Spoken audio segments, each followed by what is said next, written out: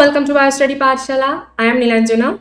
Today we are going to learn about photosynthesis, and this video tutorial will be the part 1 of the photosynthesis because this topic is very much huge in itself. So let's begin the part 1 video tutorial on this topic.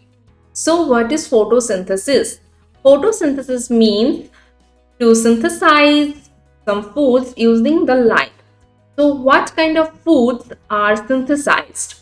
Here the carbohydrates or the carbon compounds are synthesized by the photosynthetic organisms using the solar energy. And here the solar energy plays the role, a crucial role actually, because the carbohydrates cannot be synthesized without the use of this energy. And this light energy actually drives the synthesis of the carbohydrates by using atmospheric carbon dioxide and H2O from the soil. And here oxygen is produced as byproduct. And this energy is stored in this carbohydrate molecules, which are further used by the plants to power the cellular processes of the plants, and also it serves as the energy source for all other life forms like heterotrophs or detritivores, like this way. Okay. The photosynthetic tissue of the higher plants are mesophyll of the leaves, and the chlorophyll, which are specialized light absorbing pigments, are found inside the mesophyll tissues. And the overall reaction of the photosynthesis is 6CO2 plus 6H2O plus the photon particle or the light energy, which produces C6H12O6, which is the glucose molecule, and here 6O2 is generated as byproduct. So this is the basic concepts on photosynthesis. Now we will see what are the phases of the photosynthesis. There are two phases are found. These are light dependent phase and light independent phase. Now we will deal with this phase one by one. Light dependent phase is known as light dependent phase because it requires light or photon particles directly, and in this process the ATP, NADPH and oxygen are synthesized. And this phase is also known as photophosphorylation. Why this is called photophosphorylation we will know later. And this light dependent phase is again of two types. These are non-cyclic photophosphorylation and cyclic photophosphorylation. And this process is done at grana of the chloroplast. And this process is also known as thylakoid reaction. In this figure, you can see this is the light dependent phase which occurs at grana or the thylakoid, the stack of the thylakoid. And in this phase, the light energy is used to synthesize ATP and NADPH, which are the energy molecule, and half of the O2 in each cycle is generated as byproduct. Now we will see the light independent reaction or light independent phase. The light independent phase is known as it because it doesn't depend on sunlight directly. Instead, they depends on the products of the light dependent reactions. These are ATP and NADPH. And in this phase, glucose are predominantly synthesized, and this process is done at stroma of the chloroplast. And this reaction is also known as carbon fixation reactions. You can see it is for light independent reaction, which is done at the stroma of the chloroplast, and in this process the ATP and NADPH are used, which are the products of light dependent reaction. So these are the phases of photosynthesis. Today we will deal with light dependent phase, and light independent phase will be covered in our upcoming photosynthesis video tutorials. Okay, so what is light dependent phase? The reaction which is directly dependent on sunlight, and this process is the flow of the electrons from electron donor to the terminal electron acceptor. And here H2O acts as electron donor while the NADP plus acts as electron acceptor. And this is also known as photophosphorylation because in this process ATP molecules are generated from ADP and inorganic phosphate by using the light energy. That is why it is known as photophosphorylation. And this phase is of two types, as I have mentioned before. These are non-cyclic photophosphorylation and cyclic photophosphorylation.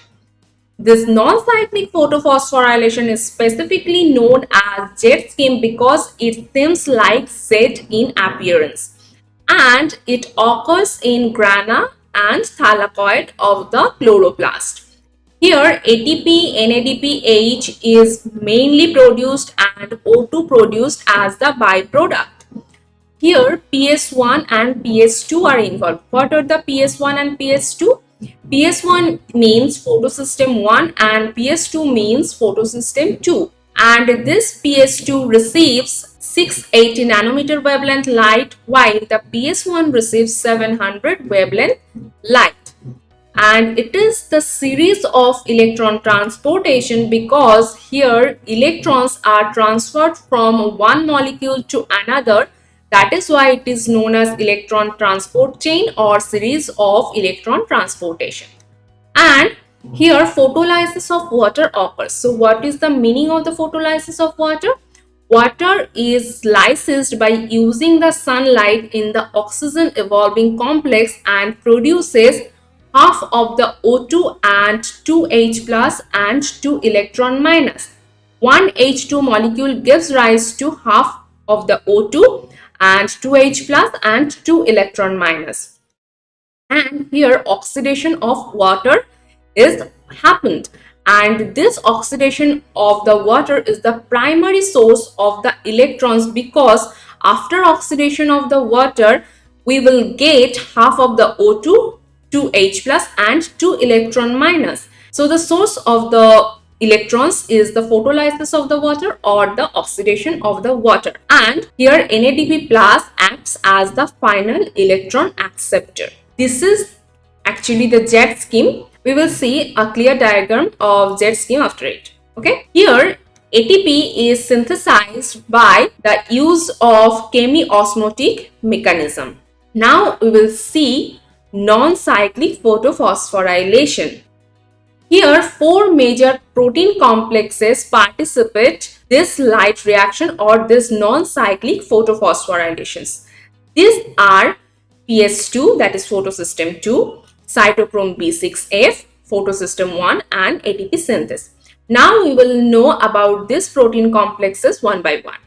So what is PS2? It oxidizes water to O2 as a byproduct, and this reaction occurs in thylakoid lumen and releases protons into the lumen site. Next is cytochrome B6F, which receives the electrons from photosystem 2 and delivers it to photosystem 1.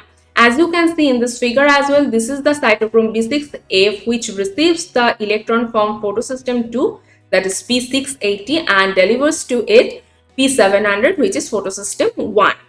Now is photosystem 1, which reduces the NADP plus to NADPH in the stromal portion by the ferredoxin activity and the FNR, that is flavoprotein ferredoxin NADP reductase activity. Here you can see this is the photosystem 1 which transfers the electron by the series of the electron transportations to the FNR, which further reduces NADP plus to NADPH.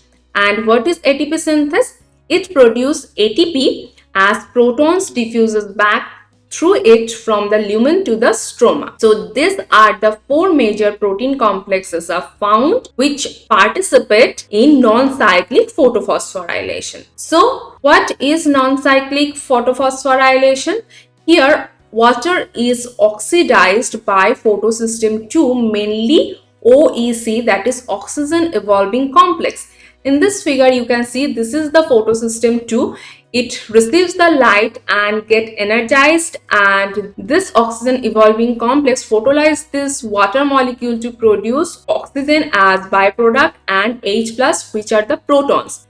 And here protons are released in thylakoid lumen by PS2, and these protons are released by this PS2 in thylakoid luminal site. You can see these protons are released in the thylakoid luminal place. Okay. Now this reduced PQH2 and PC transfer electrons to cytochrome B6F and PS1. You can see this is the PQH2, which is the plastoquinone. PQH2 means reduced plastoquinone, and the PC transferred the electrons to cytochrome B6F and PS1 respectively. So this plastoquinone transferred this electron here denoted as blue dotted line, while the protons are denoted as red dotted line. These electrons are passed by this PQH2 to cytochrome B6F, you can see, and this PC receives the electron from cytochrome B6F and delivers to PS1, that is P700 complex. Okay, now this PS1 or P700 reduces NADP plus to NADPH by FD and FNR activity inside the stroma. You can see this NADP reduced to form NADPH by FNR and FD complex, and this procedure occurs at stromal site. Okay. And cytochrome B6F transported the protons into the lumen by electrochemical proton gradient. The cytochrome B6F transport the protons by using the electrochemical proton gradient. Okay. And this proton further diffuses to the ATP synthase. You can see here this H plus or the protons diffuses to the ATP synthase, which further power the ATP synthase to form ATP in the stromal region. You can see here ADP with the inorganic phosphate produce ATP, and this procedure occurs at the stromal site. Okay.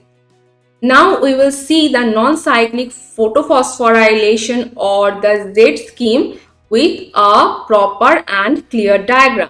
First, here PS2 along with 2 electrons receives photon particle and get energized and become excited. Now this PS2 with the excited 2 electrons passes these 2 electrons to the electron transport carrier.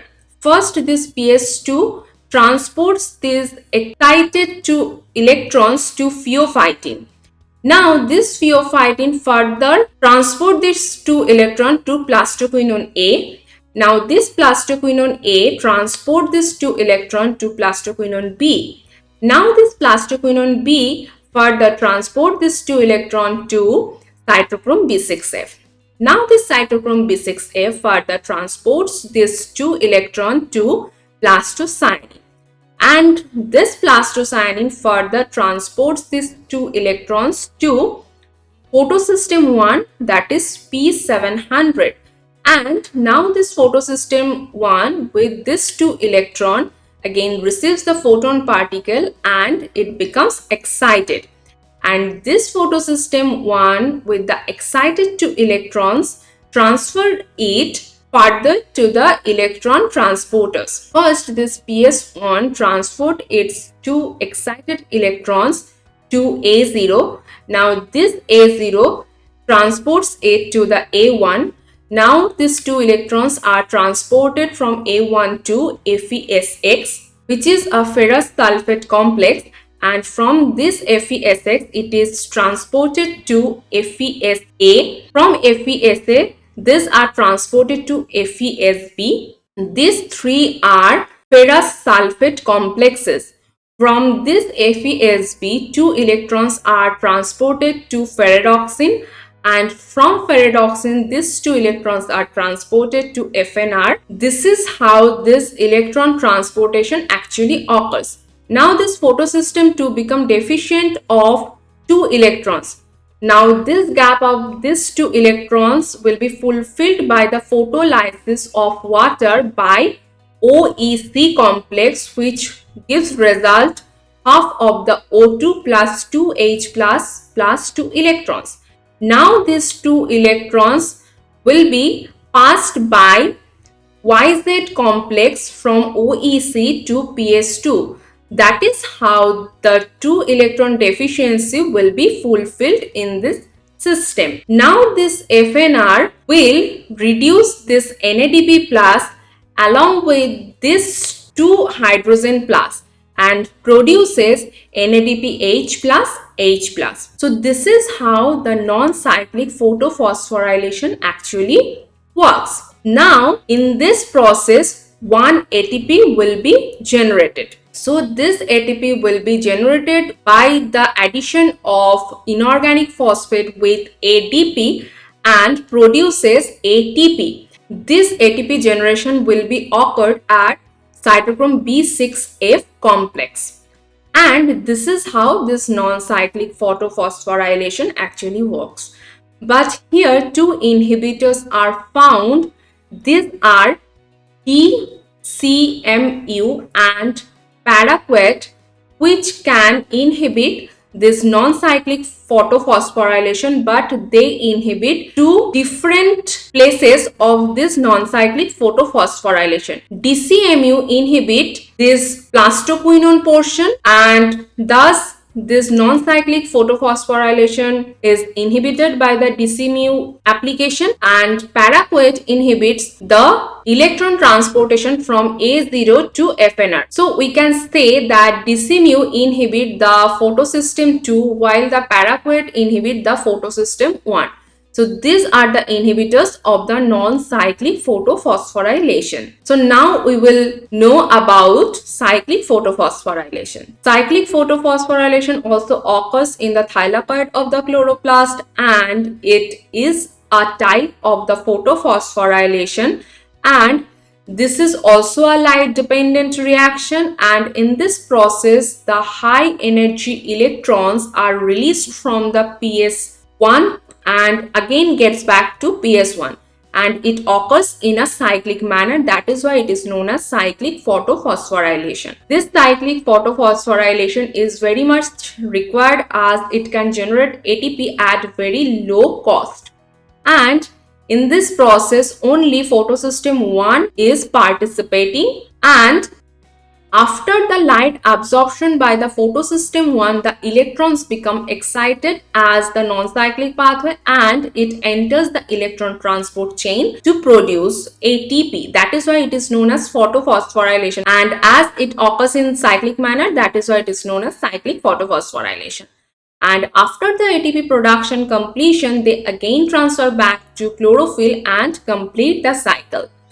And in this cycle, electron starts from PS1 or the PS700. Further, it transferred to the primary electron acceptor, which is ferredoxin or the FD, and then it goes to plastoquinone, then to cytochrome B6F, then to PC, and then comes back to chlorophyll again. You can see in this diagram, this photosystem 1 first receives the photon particle and gets energized. Now these two electrons becomes excited and goes to first ferredoxin. Now this from ferredoxin it goes to plastoquinone, then from plastoquinone to cytochrome B6F, and from this cytochrome B6F it goes to PC, and from this PC it again comes back to P700. So this occurs in this cyclic manner. And this transfer process produces a proton motive force which further pumps the hydrogen plus ions across the plasma membrane, and it generates a concentration gradient which further used to generate the ATP by powering the ATP synthase enzyme. And in this process only ATP is produced, neither NADPH nor O2 is produced. That means the product of the cyclic photophosphorylation is only ATP, not NADPH, not O2. Okay, now we will see how this cyclic photophosphorylation actually works.